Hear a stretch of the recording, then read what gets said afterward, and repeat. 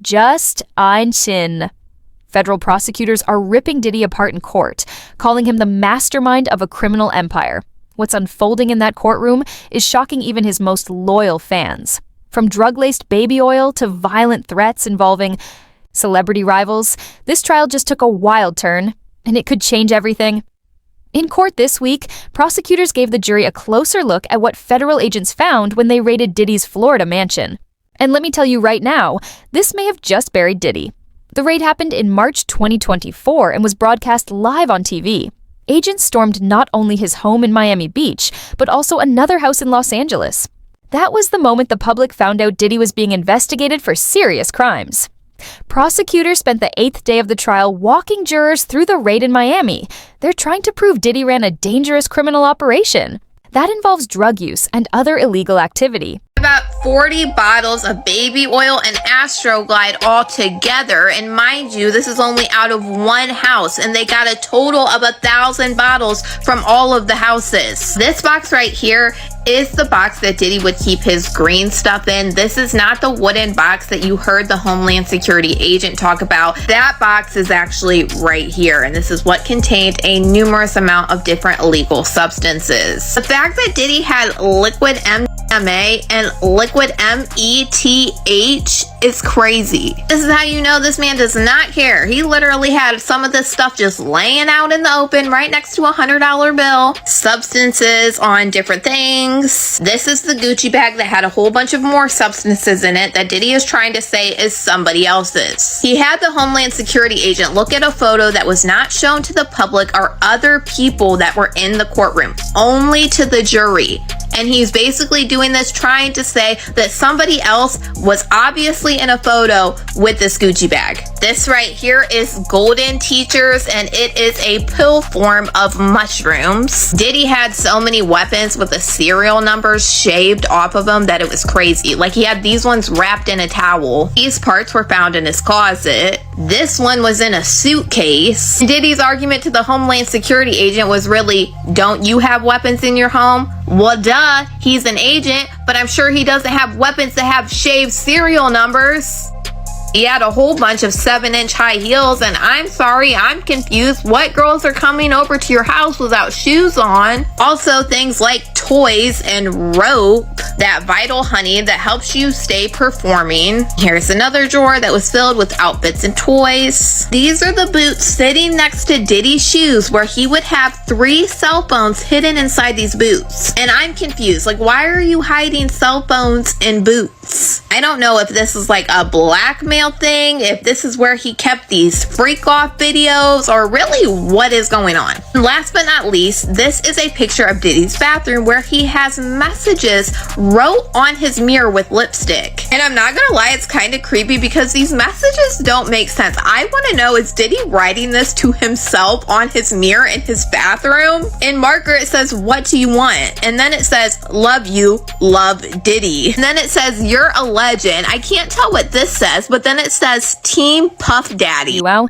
things like baby oil and high heels aren't illegal, but prosecutors say items like baby oil and a lubricant called Astroglide were often used during what they call freak-offs, wild sex parties where women and male sex workers were involved.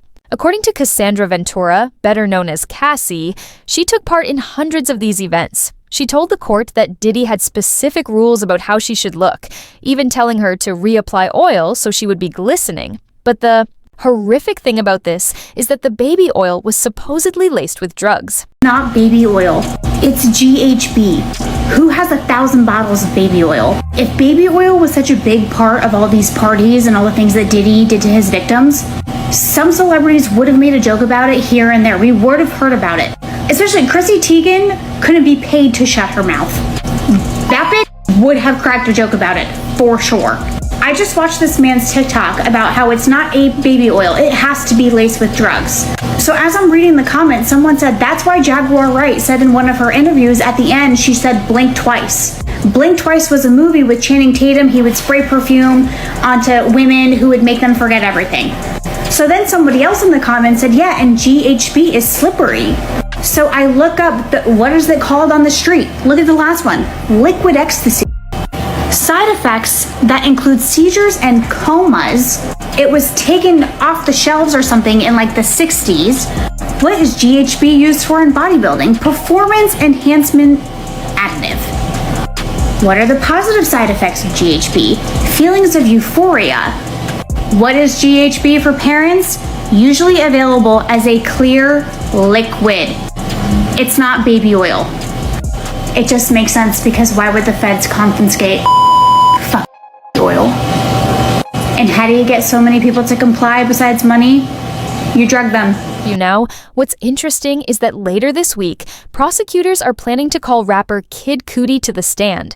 They say Diddy got jealous and threatened when he found out Cassie was dating Cudi, whose real name is Scott Mescudi. He might testify as early as Thursday, but that's not confirmed yet. And boy, could he have a lot to say. Actually 2 charges that fall under the RICO charge that Diddy might be found guilty of just based on Kid Cudi. Government alleged in the early morning hours of December 22nd, 2011, the defendant and a co-conspirator kidnapped an individual at Pow Pow Point to facilitate a break-in and entering into the residence of another person called Individual 1. Multiple witnesses would testify at trial to the events surrounding the kidnapping and the break-in. They are also corroborated by police reports and other records. Approximately 2 weeks later, the defendant's co-conspirators set fire to Individual 1's vehicle by slicing open the car's convertible top. Police and fire department reports extensively document the arson and conclude that the fire was intentionally set. Now, under Diddy's big RICO charge, some of the allegations that fall underneath of it are arson and kidnapping. And just to remind you, to be found guilty of the RICO charge, you only have to prove 2 allegations in total. There are a lot more than 2 that fall under Diddy's RICO charge. And this is a big thing that I've seen people so confused about. Where is the RICO? Every single testimony you hear where they bring up security, assistance, and more, that is your RICO. They are alleging that Diddy used co-conspirators in a lot of different illegal activities, which would make it a criminal enterprise, hence RICO charges. Just like with this stuff with Kid Cudi, where they say Diddy and his co-conspirators, or just the co-conspirators themselves. Now, another crazy thing that I found out, they also plan to use a 911 call that somebody placed when Kid Cudi's home was robbed. And we know his home was robbed on December 22nd of 2011. And we know how Cassie Ventura's mother testified today, and she was talking about how she sent Diddy $20,000 because Cassie sent her an email saying that Diddy was threatening her and Kid Cudi. Cassie Ventura sent this email to her mom one day after Kid Cudi's house was broken into on December 23rd of 2011. And she said, threats have been made towards me by Sean Puffy Combs that he is going to release 2 tapes of me. One on Christmas Day, maybe, or right after, or another one sometime soon after that. He also said that he will be having someone hurt me and Kid Cudi physically. He made a point that it wouldn't be by his hands. He actually said he'd be out of the country when it happens, hence by a co-conspirator. We know 2 weeks after this incident is when Kid Cudi's car would get blown. After 4 days of emotional testimony from Cassie, where she described abuse and drug-fueled sex marathons, the government is finally calling other witnesses to support her story. Some of those witnesses include Cassie's own mother, who said she saw bruises and swelling after Diddy hurt her. 2 men also testified that they were paid to sleep with Cassie while Diddy watched and gave instructions, calling it sexual. Choreography, or his mom, which the defense didn't want to hear from. And a lot of people thought, I wonder why she's testifying. Would it be gratuitous in some way? Would she move the needle in either direction? But she talked about being scared for her daughter's safety and this $20,000 loan. What happened? So let me get to that in a second, but first I want to read you an email that was shown to the jury as an exhibit in court. This is an email that Cassie sent to her mother and Capricorn Clark, who was one of Diddy's employees. Under an alias, right? Under an alias. And yes, here's what she wrote. The threats that have been made towards me by Sean Puffy Combs are that he is going to release 2 explicit sex tapes of me. One on Christmas Day, maybe before or right after, and another sometime soon after that. He also said that he will be having someone hurt me and Scott Muscudi, you said, Kid Cudi, physically. He made a point that it wouldn't be by his hands. He actually said he'd be out of the country when it happened. So Cassie's mom testifies on the stand. When she read this email, she was physically ill. And of course she would be. This is her daughter. She's scared for her life. So then she said that Diddy demanded that she pay $20,000, as you said, because he was upset that Cassie was with another man. That would be Kid Cudi. And he said, I spent $20,000 on your daughter, so you better pay it back. Now you have Diddy, who at one point was a billionaire, but at this point at least is worth hundreds of millions of dollars, and is allowing the mother of his girlfriend to take out a home equity loan to wire the money. He accepted that money, but then he sent it back. Now I want to bring up one more exhibit. There are photos of Cassie with bruises on her body that were shown to the jury, and Cassie's mom said she's the one who took those photos of her daughter when she visited home for Christmas. It's pretty unbelievable to think about the dynamic of Sean Diddy Combs asking someone for $20,000. The intimation, of course, that he returned it later on once Diddy and Cassie were back together. And The relationship drama between Diddy, Cassie, and Kid Cudi has become a major part of the trial. Cassie said Diddy saw texts between her and Cudi during a freak-off. She claimed he came at her with a wine bottle opener between his fingers and threatened to release private videos and harm both her and Cudi. He mentioned that when we were out of the country, Scott's car would be blown up. She told the court he wanted his friends to be there to see it. What's interesting is that this week, the courtroom was packed. People lined up early in the morning just to get a glimpse. No cameras are allowed. So folks either try to grab a seat in the courtroom or head to the overflow room where they can watch the drama unfold on a screen. According to reporters inside, the vibe is intense. People react out loud, gasping like they're watching a basketball game. This is a far cry from the adoring attention Diddy used to receive. In fact, he's probably trying to win them back to his side now.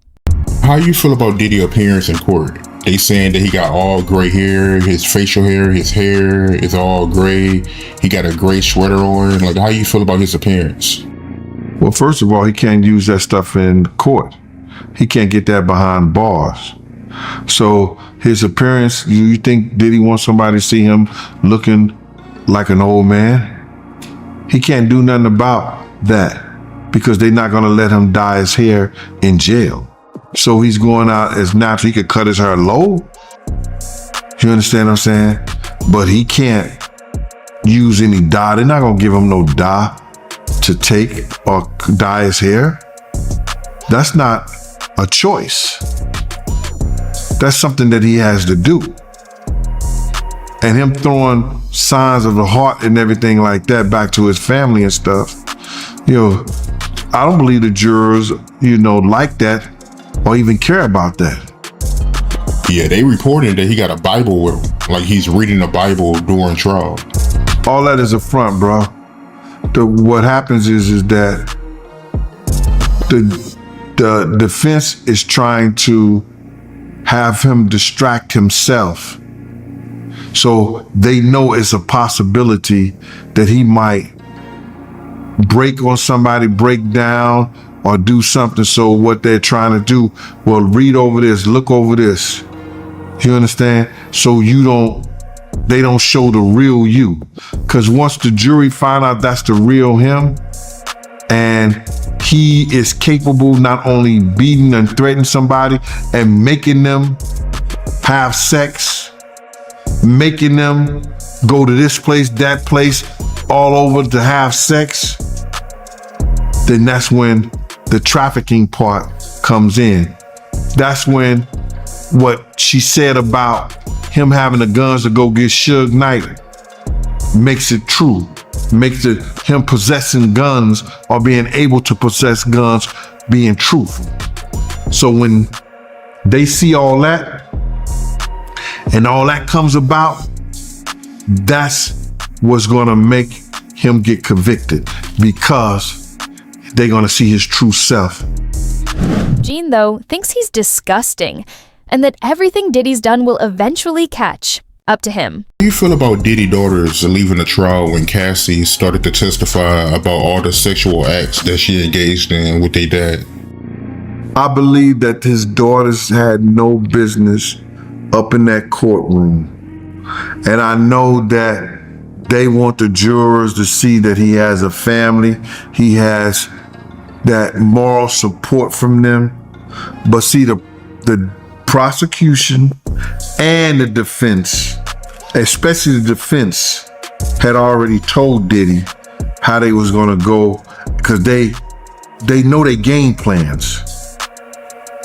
They know what they're gonna go at and what they're gonna talk about. And they know they was gonna bring those things up. And how dare you have your daughters in there? Maybe that would be their deterrent for never to let somebody do them like that. No matter how famous they want to be. Maybe that's their deterrent. But for have your kids up there to hear some of the nasty shit that you did, and they know you used to fight their mother, they know that you used to do certain things with their mother. That was one of the craziest moves I ever seen. Very selfish. Very selfish. I don't want my daughters to hear me, how they talk about this girl, talking about how I beat her, how I did this, peeing them off, all this. Nah. I heard it was so disgusting that one time they had to walk out. For Diddy, he's not just sitting there looking lost. Even though he's behind bars, he's locked in, taking notes, passing them to his lawyers, and staying alert. It's like he's still trying to control the room, just like he allegedly used to control his empire. Now, let's talk about what happened in court. 2 women took the stand this week and dropped bombshells. First up was Dawn Richard, a former member of Danity Kane, the girl group Diddy created. She told the jury she saw Diddy abuse ex-girlfriend Cassie Ventura more than once. One of the most disturbing moments she described involved an argument and a hot egg skillet. After that, she says Diddy warned her and her friend not to talk, telling them, "Where I'm from, people go missing." Attacked by Sean and kicked. Did you see more violence by him against Cassie?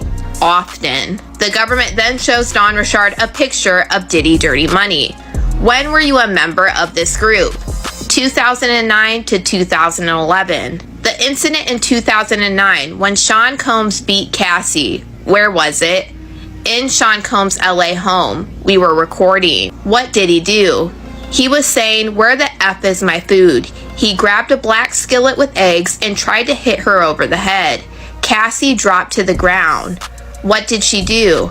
She was in a fetal position. Then what? Sean Combs was kicking her in the head and the body and then dragged her up to the first floor. Glass was breaking and yelling. I was scared for her and for me too. Did you intervene? No.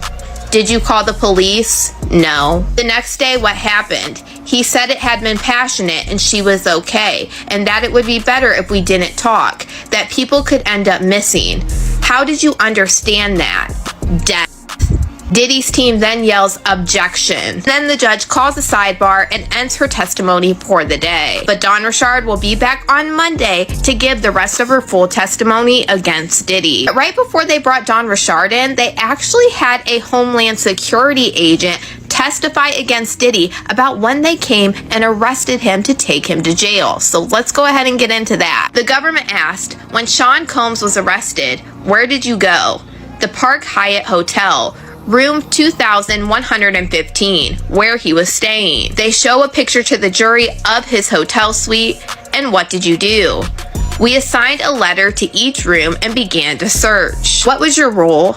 I took photographs of items and then signed them on the 6051 form. What was found in the closet? They then show a picture to the jury, and it was plastic bags full of Johnson & Johnson baby oil and Astroglide bottles. And you're telling me Diddy is still doing this, knowing that they have already raided his house, knowing that they are about to blow down on him? What was found in the bathroom? Several bottles of baby oil, and they show that picture to the jury. Now the bedroom. What was found in the Louis Vuitton bag? Medication in the name of Frank Black. That is the name that Cassie Ventura said Diddy used as an alien. She also said there was another time at a fancy dinner with celebrities like Usher, where Diddy punched Cassie in the stomach. According to Dawn, people who worked for Diddy, his security guards, record label staff, and even top executives saw what happened. No one stepped in. Nobody helped. Even on the van ride home, when Cassie confronted him, there was silence. The whole testimony is nothing short of bonkers. Bags of pink powder found in the medicine bottles. And then they showed a picture to the jury of it being found and tested by Customs and Border Patrol. Reading from the slip where they tested it from, the pink powder was found to be K and MDMA in the bottle. And then they actually passed around the physical evidence to the jury. What was found in the black mini backpack? $9,000. Please take the cash out of the bag, and then the Homeland Security agent fans out the bills. Then the government says no further questions, and then Diddy's team starts a cross-examination, and they say, in the hotel room, did you see any bags and clothing indicating that a woman was staying there with him? Yes. And that's where they end the testimony of this Homeland Security agent. And honestly, I don't get Diddy's attorney's question on this, because if anything, I feel like it makes it look worse. Because you're saying you are finding substances that Cassie is alleging that he used, and you're also finding all of these bottles of baby oil in a hotel in New York. What's even crazier about this is Diddy's attorney said way back when that Diddy went to New York because he knew that they were about to raid him. So he was turning himself in. He wanted to be closer when they came after him. But yet he has all of these illegal substances, the baby oil and everything, and he knew he was about to get arrested. And she wasn't the only one to speak out. Cassie's former best friend, Carrie Morgan, also took the stand. She backed up many of Dawn's claims, saying she too saw Diddy physically hurt Cassie, and revealed that she also got hurt herself. How did Mr. Combs act? He would yell at Cassie. She lost her confidence big time. She lost her spark. Did Mr. Combs talk down to Cassie? Yes, about her looks and who she talked to. Did he contact you looking for her? A lot. Sometimes he would call 50 times in a row. Would any other people call you for him? Yes, Christina Korm or KK. Did you witness assaults? Yes, first in the Hollywood Hills. Ruben was one of his security guards. What did Mr. Combs do to Cassie? He kicked her. What did she do? Nothing. I told Ruben to do something, and he indicated that he wouldn't. Then what? We left the house. Cassie and I were hiding by somebody's front steps. And the next time, in Jamaica, I saw him drag her by the hair. I ran back to get my purse and my phone so we could leave. What did you see next? I thought that she was knocked out, and then she got up and she ran into a wooded area. What happened next? There were 2 golf carts in the driveway. I got in one and Sean got in the other. We went in different directions looking for Cassie. Did you find her? Yes, and then we hid in a ditch whispering to each other. What about the incident at Cassie's Comstock apartment? Cassie came back with a hoodie covering her face, and then Sean came and tried to get in, hitting the door with the hammer, and I called D-Rock. And this is after that 2016 hotel incident that Cassie talked about in her testimony. Did he get in? No. And then the police came. What happened? Cassie wouldn't show them her ID. Nothing happened. They left a card. Read this message. Did you send an attachment? Yes, a photo of the card that the detective left. Did Mr. Combs ever assault you? Yes, he hit me with a wood coat hanger and choked me. Where did the hanger hit you? Behind my right ear. What did he express concerns about? Who Cassie was cheating on him. But what's interesting is that Carrie and Cassie aren't friends anymore. And she explained why, though that part of the story is still unfolding. We also heard from one of Diddy's former assistants. That testimony is still developing, but she gave more insight into what it was like behind closed doors working for him. Day 6 of the Diddy trial, and Diddy's former personal assistant, David James, gives his testimony against Diddy. The government asked David James, "Why are you here?" "I've been subpoenaed." "Were you Combs' personal assistant?" "Yes, from 2007 to 2009. "Who is that in this photo?" "That is David James." "That is yourself?" "Yes. I went to college in Michigan, and I later faxed my resume to Bad Boy." "Where was the interview?" 1710 Broadway. "Who'd you meet?" Tommy, his sister Kesha, and others. How did they test you for the job? They gave me 40 appointments and asked me to make a schedule. You had to know, for example, what time a particular show was on Hot 97. What did Mr. Combs ask you? To make a spreadsheet for Miami. I said I'd know his food and restaurant preferences. He asked me why I'd make a good assistant. I said, can't stop, won't stop, and I got the job. Did he have other assistants? Yes. David James, Miss Robles, Mr. Barber, and others. What would you do as an assistant? I'd work at Bad Boy till 5 and then go out to dinner and then to the studio till 3 a.m. We'd get a call time at the end of the night. Did you travel with Mr. Combs as well? Yes. Who were his security staff? D-Rock, Roger Bonds, and Uncle Paulie. You worked 20 hours a day? Yes, security did too. What did the security staff tell you? To stay in my lane.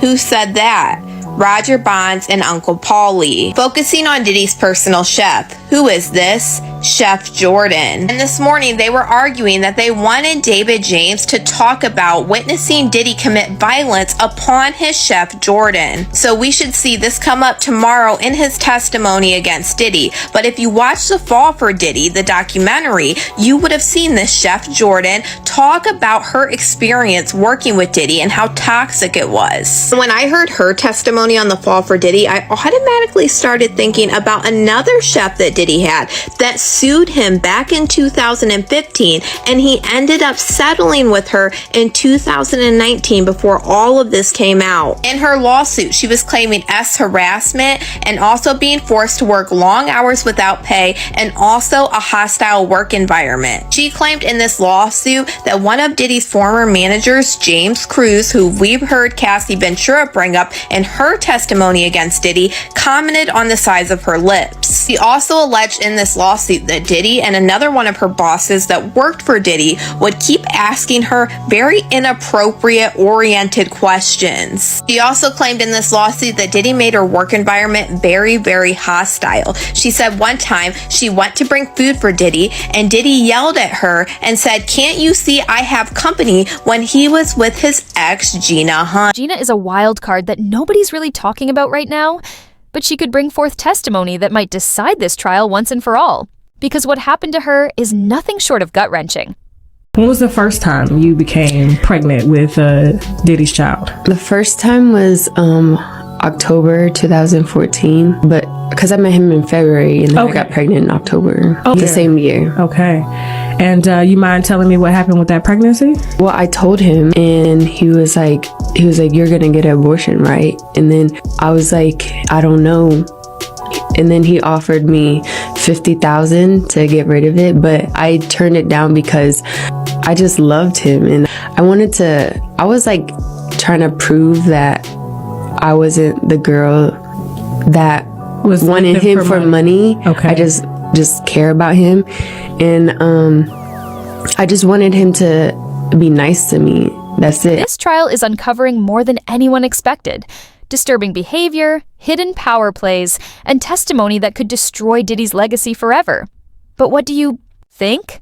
Will this new wave of evidence finally bring Diddy down, or will he find a way to spin it all in his favor? Drop your thoughts in the comments below.